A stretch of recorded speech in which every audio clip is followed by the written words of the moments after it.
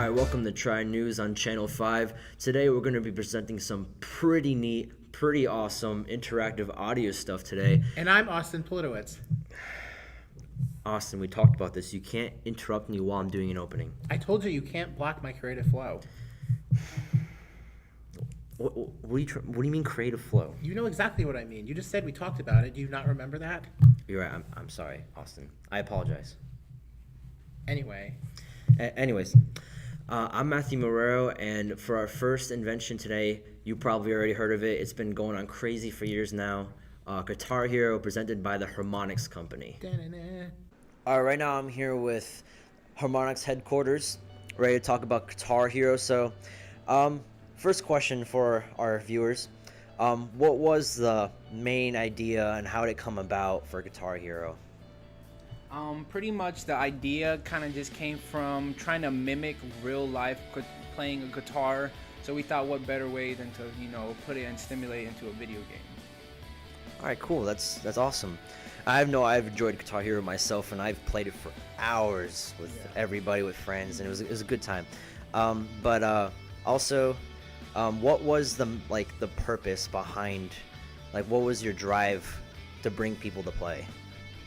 I have to say my main drive was to bring younger generations to older music, because now these days no one's ever heard of these older bands. So I thought it would be a good idea to put in a video game.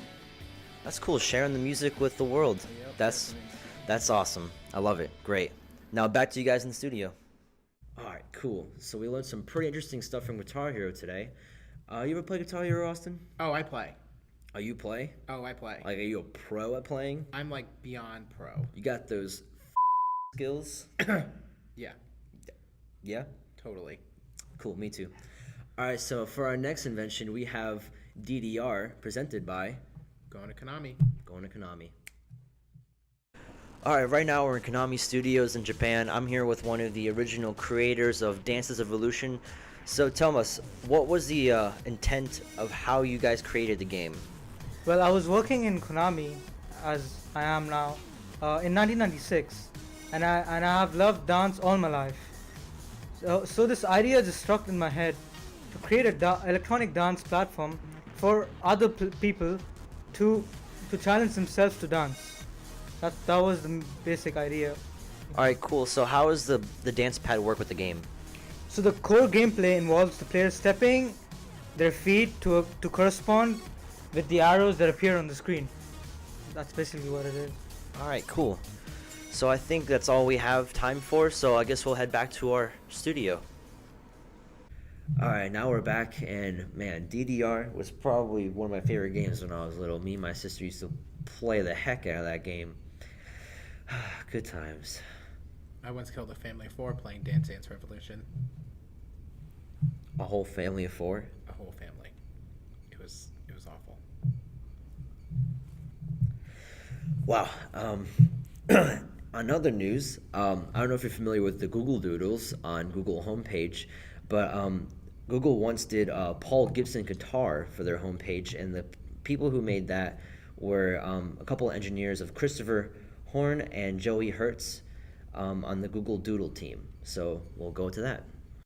Thanks, guys. And now I'm here today with Christopher Ohm, the inventor and creator of the Les Paul Google Doodle. So tell me, what made you make the Google Doodle? Well, as you know, Les Paul, very famous guitarist. I thought I decided his birthday was coming up, 96th birthday, so I thought it would be a good way to pay tribute to what he's done. And what is the purpose behind the Google Doodle? The purpose is for people pretty much just who didn't ever get the chance to ever get a even feel for guitar. Better yet, Les Paul, which is me personally, is totally different to any guitar. So I thought it would be a good way to show it on Google and give people a chance, get hands-on with it. Awesome. Thank you very much, Christopher. Back to you guys at the studio. All right, now we're back from the Google Doodles. I think it's pretty awesome how Google just remakes the homepage, whatever situation may be, Mother's Day, Father's Day, Christopher Columbus Day. I think it'd be really cool if they did one for Hitler, don't you think? No. Let me just stop you right there. But Hitler did great things. No. How about the Nokia ringtones? Fine, we'll talk about Nokia ringtones up next. Hey guys, I'm here with musician Thomas Dolby, the creator of the Nokia ringtone we're also familiar with. So tell me, Thomas, where did the idea for the ringtone come from? Well, for our ringtone, we decided on someone we would have to pay less royalties to.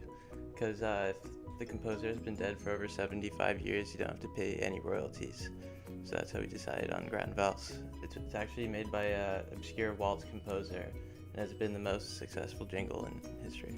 And what was the impact of the ringtone? Well, the ringtone itself has actually been estimated that as of January 2010, that it's been heard worldwide for estimated 1.8 billion times per day and about 20,000 times per second. Awesome. There you have it. Take it back to you guys in the studio. All right, so now we're back from the Nokia ringtones. Man, I remember having a Nokia phone. Those things were indestructible. You can throw a thing against the wall, throw it out your window, hit your grandma with it. That thing would never break. Oh, I know how indestructible they are. I also killed a family of 4 with the Nokia phone. Again? I mean, hey, what are you gonna do? Not kill a family of 4. It's kind of my thing. Some people knit, some people drink. I kill families of 4. All right, Austin. Anyways, on other news, the very famous man, the one and only, the guy who's the king of Nintendo, made Legend of Zelda series, the Mario series, and of course the original Donkey Kong games. We're talking about the one and only Shigeru Miyamoto. It's a me. Mario. Right now, I'm outside the Travel Globe Agency. We're with the man himself, Shigeru Miyamoto, the king of Nintendo, and he's here to answer a few of our questions. He just came in from Japan. We're very excited to have you. So the first thing we have to ask is, what was your main influence for creating Donkey Kong? Well, one of the main influences of creating Donkey Kong was a mixture between Beauty and the Beast and the movie King Kong. And it was meant to mirror the rivalry between Bluto and Popeye. And you know, they have a feud between the woman Olive. And well, basically, we meant to mirror after that, but we couldn't get the rights for it. So we eventually turned Bluto into an ape, which I found an ape to be not too repulsive or too evil. So I found that this character will be relatable to everybody to play and, you know, have fun with. Okay, that's really cool. For our next question, since after Donkey Kong you've made games starting from Mario from that and the Legend of Zelda series, and that's been blowing up for 25 years now. So how does that make you feel to be like the head of Nintendo? Well, it makes me feel like I basically just did my job the way I know how. Work hard, and when you have a vision, just make sure you follow through with it 100%. No shortcuts. You gotta grit and grind through it. But once it's finally there, you're gonna reap the benefits of it. All right, I think that's all we have for today. Back to you guys. Now we're back and we're here to conclude from tonight's information. I hope you guys learned quite a bit of interactive audio inventions tonight. I think we learned a little bit too much of Austin's killing a family of 4s for some reason. Don't you judge my life. I'm sorry, but killing a family of 4s is more than judgment. Don't judge my life. You don't know me. Fine, Austin, fine. We don't have to talk about your killings, your murders. Anyways, this is Try News signing off. I hope you have a wonderful night. Peace.